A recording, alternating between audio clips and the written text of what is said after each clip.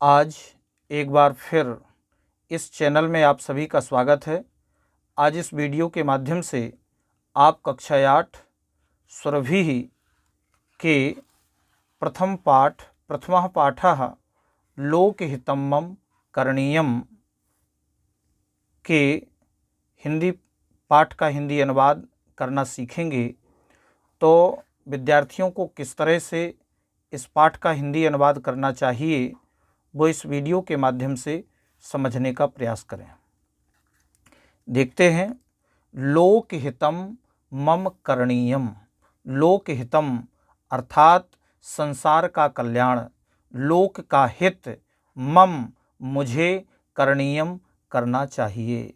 संसार का कल्याण मुझे करना चाहिए। तो चलिए देखते हैं, इसमें परिचय दिया गया है कि संस्कृते गीत परंपरा अति समृद्धा प्राचीना च। संस्कृते संस्कृत में गीत परंपरा, गीत की परंपरा अति समृद्धा समृद्ध और प्राचीना प्राचीन है। संस्कृत में गीत की परंपरा अति समृद्ध और प्राचीन है। जनैः मनसि दृढ़ संकल्पं कृत्वा कथमाचरणीय इत्यस्मिन् कथम आचरणीयम इत्यस्मिन् गीते वर्णितम। तो आप देखते हैं कि जनैः लोगों के द्वारा, मनसि दृढ़ मन में, दृढ़ संकल्पम कृत्वा संकल्प करके, कथम आचरणीय इत्यस्मिन् कथम कैसे आचरण करना चाहिए, यह इत्यस्मिन् गीते वर्णितम इस गीत में वर्णित है।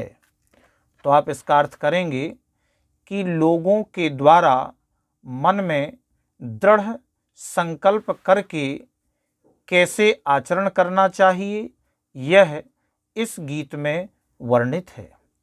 गीतेस्मिन् जनेषु परोपकार भावनोत्पादनम दरीदृश्यते।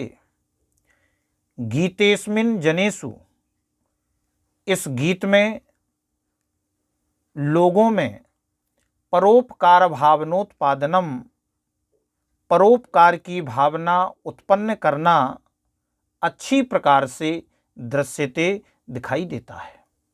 गीतेस्मिन् जनेषु परोपकार भावनोत्पादनम दरीदृश्यते।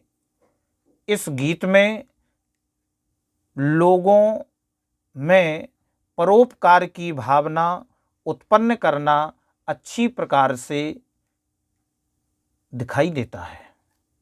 तो चलिए अब हम श्लोकों का अनुवाद करते हैं। देखिए, पहला श्लोक है, मनसा सततम स्मरणीयम वचसा सततम वदनीयम लोकहितं मम करणीयम लोकहितं मम करणीयम। मनसा, ये मनसा मनस शब्द का तृतीया विभक्ति एक वचन का रूप है। तो मनसि मनसि मनसा, मनः मनः मनसा। तो देखिए, मनसा मन से, सततम स्मरणीयम मन से सदा स्मरण करना चाहिए, वचसा सततम वदनीयम वचन से, मुँह से सदा बोलना चाहिए, लोकहितं मम करणीयम संसार का कल्याण मुझे करना चाहिए, लोकहितं मम करणीयम और लोगों का हित मुझे करना चाहिए। एक बार फिर से देखें, मनसा सततम स्मरणीयम वचसा सततम वदनीयम लोकहितं मम करणीयम लोकहितं मम करणीयम। मन से सदा स्मरण करना चाहिए, वचन से सदा बोलना चाहिए, लोकहितं मम करणीयम और लोगों का कल्याण करना चाहिए और संसार का हित करना चाहिए।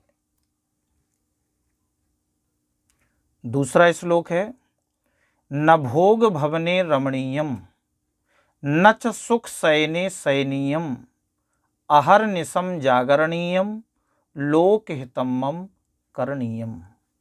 न नहीं भोग भवने सुख देने वाले घर में रमणीयम रहना चाहिए। न नहीं च और सुख शयने सुख देने वाले बिस्तर पर शयनीयम सोना चाहिए। तो अर्थ क्या होगा? न भोग भवने रमणीयम, न सुख देने वाले घर में रहना चाहिए, भवन में रहना चाहिए, और ना ही सुख की सैया पर या सुख देने वाले बिस्तर पर सोना चाहिए। अहर्निशम जागरणीयम, मुझे दिन रात जागना चाहिए। लोकहितम मम करणीयम, संसार का कल्याण मुझे करना चाहिए।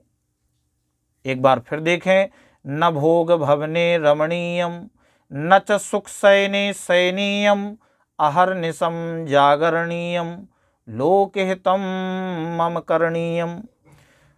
न सुख देने वाले घर में रहना चाहिए और ना ही सुख देने वाले बिस्तर पर सोना चाहिए। मुझे दिन रात जागना चाहिए और संसार का कल्याण मुझे करना चाहिए। तीसरा श्लोक देखें, न जातु दुखम गणनीयम न च निज सौख्यम मननीयम कार्य क्षेत्रे त्वरणीयम लोकहितम मम करणीयम। न जातु दुखम, न यानी नहीं, जातु माने कभी भी, दुखम माने दुख का, गणनीयम ध्यान रखना चाहिए। ना तो कभी भी दुख का ध्यान रखना चाहिए और न नहीं निज सौख्यम मननीयम अपने सुख को सोचना चाहिए।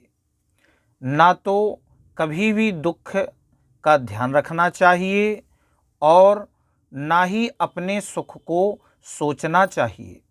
कार्य क्षेत्रे त्वरणीयम, कार्य के क्षेत्र में शीघ्रता करनी चाहिए। लोकहितम मम करणीयम, और संसार का कल्याण मुझे करना चाहिए। चौथा श्लोक देखें, दुख सागरे तरणीयम कष्ट पर्वते चरणीयम विपत्ति विपने भ्रमणीयम लोकहितम मम करणीयम। दुख सागरे तरणीयम, तो दुख रूपी सागर में तैरना चाहिए। कष्ट पर्वते चरणीयम, और कष्ट रूपी पर्वत पर, कष्ट पर्वते कष्ट रूपी पर्वत पर चढ़ना चाहिए। विपत्ति विपने भ्रमणीयम, विपत्ति अर्थात दुख के जंगल में, दुख के वन में घूमना चाहिए। लोकहितम मम करणीयम, संसार का कल्याण मुझे करना चाहिए। दुख सागरे तरणीयम, दुख रूपी सागर में तैरना चाहिए। कष्ट पर्वते चरणीयम, कष्ट रूपी पर्वत पर चढ़ना चाहिए।